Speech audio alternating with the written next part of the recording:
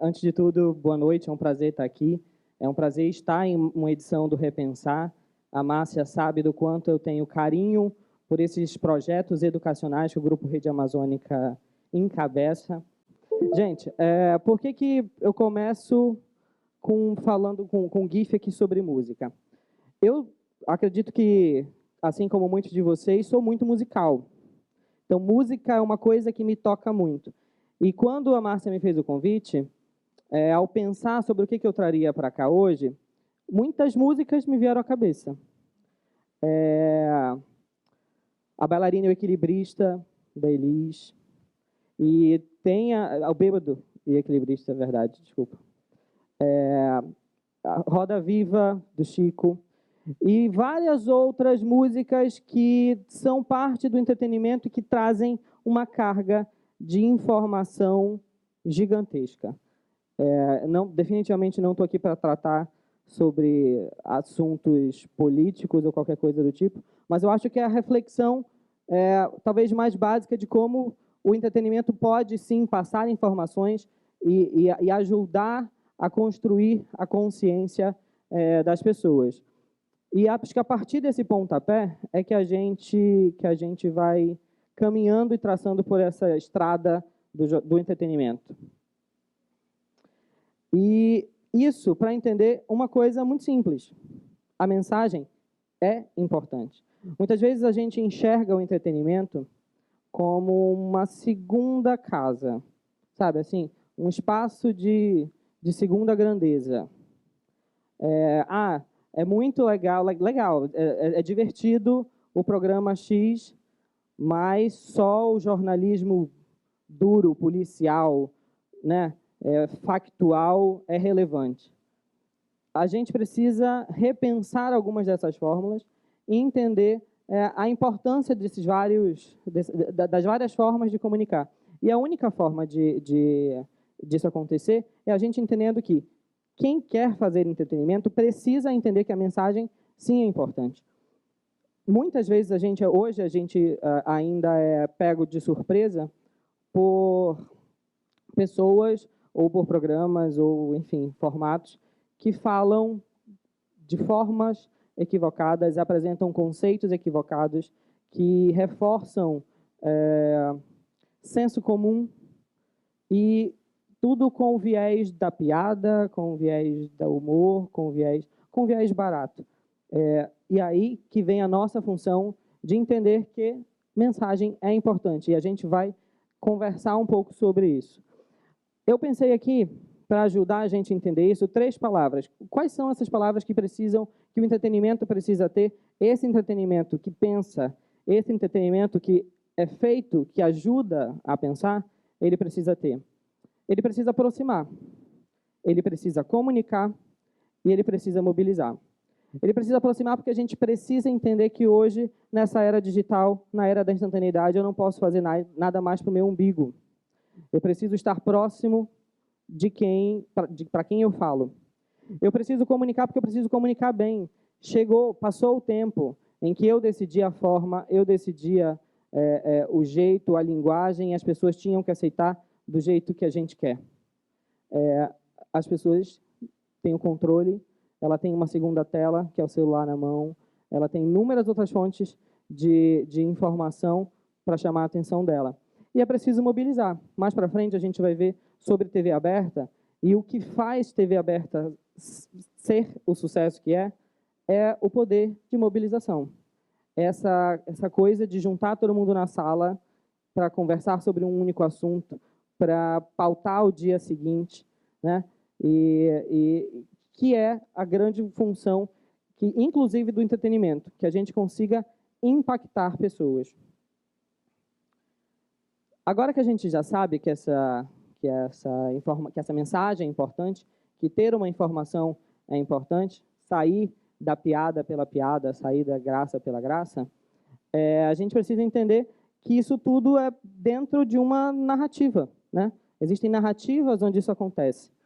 E aí eu separei para vocês, dentro do gênero entretenimento, vejam quantos formatos existem. Então, só para a gente passar aqui, tem programa de auditório, game show, tem humorístico, tem reality show, tem programa de revista, série, minissérie, sitcom, talk show, filme, docudrama, desenho. A variedade de formatos do que eu estou falando aqui é gigantesca. E muitas delas a gente não consegue entender, repito, a responsabilidade ao tratar disso, que a gente precisa olhar com muito cuidado, olhar com muita atenção. E aí eu fiz um paralelo, né? Tá, a gente está falando de entretenimento, está falando de pensar em entretenimento, mas como é que era feito ontem, como que é feito hoje? Será que mudou alguma coisa? Né? Acredito que a maior parte daqui é de comunicadores, né? De estudantes de comunicação das mais diversas áreas. Será que a gente precisa pensar diferente esse entretenimento? Será que a gente precisa enxergar sob uma outra perspectiva? Então, como é que funcionava ontem, né? Como é que funcionava no passado? E algumas vezes ainda acontece erroneamente. A gente enxergava na televisão uma política de janela. Então, tem aqui tantos minutos. Encaixa um programa de entretenimento em tantos minutos. O programa começava quando entrava a vinheta, a abertura e a vinheta, encerrava com a ficha, pronto, e acabou. Só que os tempos são outros. O tempo da instantaneidade. O que pauta os programas já não é mais a cabeça dos editores, dos produtores, pura e simplesmente. Repito, ainda acontece isso muitas vezes, e acontece erroneamente. Como que hoje isso acontece? A gente passa a não enxergar a janela, o buraco, o espaço na grade. A gente passa a entender um produto. Então, se antes já se tinha uma noção de perfil de público, para quem eu falo, quem eu quero trazer, como que essa audiência vai me consumir, agora isso vai muito além da janela na televisão. E aqui falando especificamente de televisão, claro. A gente passa a entender esse segundo tópico, que é o ciclo de vida. Só para vocês terem uma ideia. Uma novela, por exemplo, nasce muito tempo antes, se vocês sabem, né? Muito tempo antes dela estrear na nossa telinha. Vocês sabem o planejamento da novela, com quanto tempo acaba? Vai estrear agora o Sétimo Guardião. Sabe daqui a quanto tempo está planejado a vida, o ciclo de vida de o Sétimo Guardião? Alguém chuta? 2 anos? 1 ano e meio? Lembrem que eu estou falando do ciclo de vida, tá? Então, vai além do período de exibição da novela. Ou seja, estou dando uma dica, chutem lá para frente. 5 anos. É relativo, mas acaba encaixando num período ali. Vou dizer para vocês, 20 anos. Uma novela hoje ela é pensada num período de 20 anos. Por quê? Porque o ciclo de vida de uma novela não é mais a janela. Não interessa mais a exibição que começa na terça-feira, porque na segunda-feira é um dia que geralmente as pessoas não assistem tanta televisão, e aí muita gente pergunta assim, por que será que a estreia saiu da segunda, que era tão legal, acabava na sexta, reprisava no sábado, estreava na segunda, uma semana nova? É estratégia, é estudo. Por que é 20 anos? É 20 anos porque da exibição, da estreia dela, ela vai virar um produto para o Globoplay, falando, né, das novelas da Globo, um produto para o Globoplay, um produto internacional, e ela só vai para o planejamento de quando ela vai ser exibida. Não vale a pena ver de novo. Isso só acaba quando ela for o planejamento para o Viva. Então, as novelas que a gente está assistindo hoje já tem data para entrar no Viva. E isso é uma coisa pensada há muito tempo. Então, novamente, a gente para de pensar o produto. Então, assim, quero fazer entretenimento na televisão ou quero fazer entretenimento no meu canal no YouTube. Gente, enxerguem além do vídeo, além do básico. Enxerguem o ciclo de vida. O que vocês pretendem fazer com esse produto que vocês têm? E aí, vem as experiências que a gente... Isso aqui não é só para novela, tá? Eu, particularmente, cuido de 3 programas de entretenimento na Rede Amazônica e a gente já vive isso Porque quem assiste o Zap e acompanha, por exemplo, as redes sociais da Rede Amazônica, acompanha as redes sociais dos apresentadores, vê que a gente começa a soltar coisas do programa antes nas redes sociais. Quase todo, não, todo programa nosso tem algum conteúdo exclusivo para a internet. A gente várias vezes faz enquete em cima daquilo. Então, assim, a gente consegue... O Paneiro, por exemplo, tem um quadro que ele leva um fã para conhecer um artista. A gente trabalha o esquenta disso 2 semanas de antecedência. Então, isso para vocês entenderem como a gente passa a enxergar o conteúdo 360. Uma reunião de pauta que antes era feita basicamente com os apresentadores e produtores, hoje eu tenho equipe de pelo menos 3 setores. Eu tenho equipe de estratégias digitais, eu tenho equipe do G-Show, eu tenho equipe da promoção, de quem faz as chamadas. É uma reunião de pauta multidisciplinar exatamente por isso. Só assim a gente consegue enxergar além. Isso tudo porque a palavra de ordem é reinvenção. Então, a gente aprendeu muitos formatos, a gente gosta de muitos formatos, mas enquanto a gente não se reinventar, alguém vai ficar para trás. Vou fazer um breve exercício. Qual é o programa de culinária que vem na mente de vocês quando pensa assim, reality de culinária? Quase unanimidade. Quase. Mas existem outros. Por que existem outros se o MasterChef é quase uma unanimidade? Eles todos precisam ter um gigantesco desafio, se reinventar. E é esse o exercício para todos nós aqui, em quaisquer atividades que nós estejamos. Isso, eu estou falando de entretenimento, mas isso serve para o jornalismo, isso serve para quem quer trabalhar em outras plataformas, quem quer trabalhar com internet, enfim. E aí tem uma questão muito boa. Toda vez que a gente fala de televisão, as pessoas dizem assim, mas ninguém assiste mais TV. Mas ninguém se importa mais, a gente só quer saber de Netflix, rede social e só. Vamos aos dados, vamos às pesquisas. Meio e mensagem. Brasileiro vê mais TV hoje do que há 10 anos. O que se entende por isso? A pesquisa descobriu que o tempo que a gente está passando vendo TV aumentou. A gente está dividindo esse tempo com outras telas? Sim. Mas a gente assiste hoje mais do que assistíamos antes. Por exemplo, mais de 60% do fluxo de tweets que rolam na rede, né, de mensagens no Twitter, mais de 60% são comentários em cima do que passa na televisão, em cima do que passa na Globo.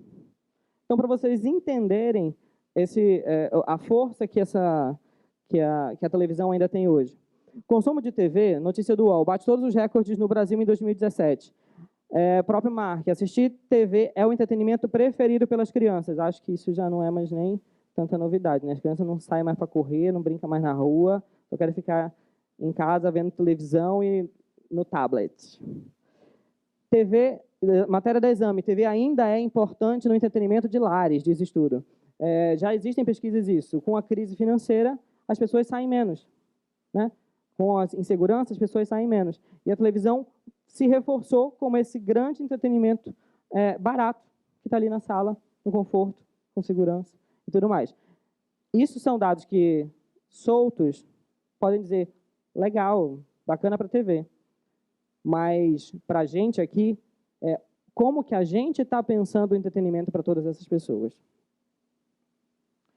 Mas além da televisão, vamos ir além disso, né? Porque a gente não está aqui só para falar de televisão, a gente está falando de entretenimento de um modo geral. A mídia e entretenimento de um modo geral vão movimentar mais de 2 trilhões de dólares até 2021. Gastos com mídia e entretenimento vão crescer 30% no Brasil até 2022. Mídia e entretenimento no Brasil crescem acima da média global. E aí, quando a gente está falando de mídia e entretenimento aqui eu vou entrar em Netflix, sim. Aqui eu vou falar de plataforma de streaming de música.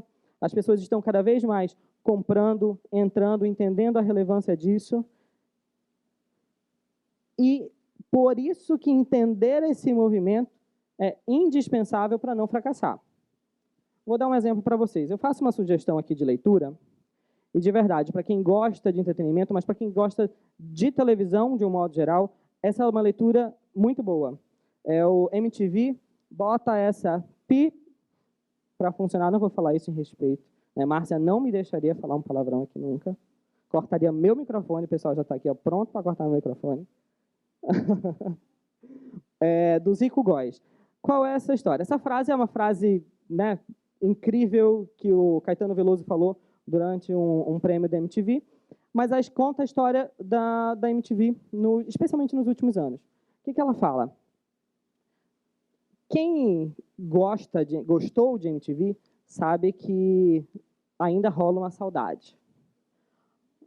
Pela reação da plateia, rola uma saudade, não rola? Por quê? Gente, a Dinê era incrível, Dani Calabresa era maravilhosa, os programas com os clipes eram sensacionais, o humor era inteligente. O que deu errado? Como um canal de música, quem quer consumir necessariamente música quando se tem YouTube, quando se tem outras coisas? Houve um movimento para que esse canal deixasse de ser só música. Mas quando você tem uma marca muito forte, e a marca da MTV era a transgressão, era a música, era essa coisa inteligente, era o desliga a televisão e vá ler um livro, né? Era uma coisa completamente transgressora para os padrões da televisão, mas amarrado a uma marca muito, muito fechada, é difícil encarar isso. E quando não se reinventa, quando ainda se fica preso a alguns motes, isso é ainda mais difícil de acontecer. Então, vale a leitura, eu não vou entrar muito no mérito do livro, mas leiam. Quem gosta de entretenimento é indispensável, mas mesmo quem não gosta, acho que vale a leitura para entender um pouco. Mas já correndo aqui, porque o tempo está me pressionando, a Larissa já está me olhando assim, com tipo, vai. Eu vou falar um pouco, né, dos cases locais, que eu acho que aí eu posso falar um pouquinho mais de propriedade.